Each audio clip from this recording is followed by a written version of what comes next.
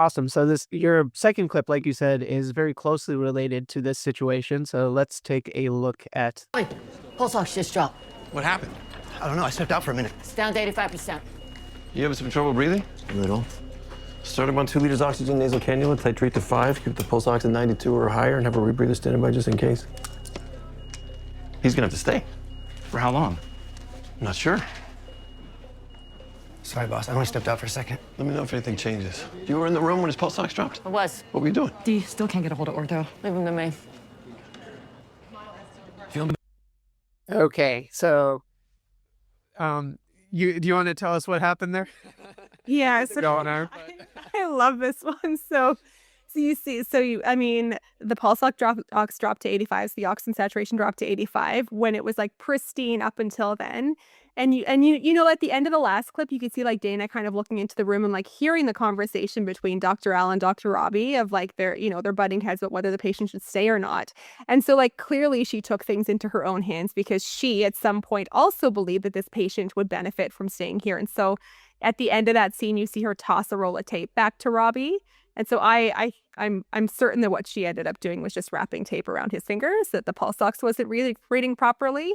I watched this with my non-medical husband. He's like, what happened? I'm like, oh, I know exactly what happened and exactly what she did. So I just laughed. I love this scene so much because it just really illustrated, like, first of all, Dana's like such a badass on so many levels, but that she also, I mean, like, we do the things that we need to do to get what our patients need. And like, she saw this moment where she knew that this patient was like perhaps not being treated the way that he should be, is not getting the care that he needs to have at the prison, and so did what she needed to do to make sure that he got admitted. Yeah, there's always like tricks that you can kind of do to kind of make that happen. Like for me, it's usually like, the elderly patient that maybe lives alone, that doesn't have anything obviously wrong with them, but they're frail.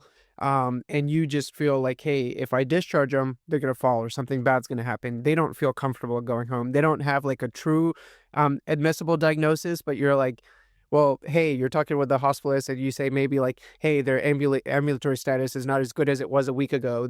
They have been tripping, maybe they didn't fall, but they're unsteady. And you find something that's, just enough to get them in the hospital overnight, just to kind of, give them that break or give them that time that they need to go back home and then be a safe discharge at that time.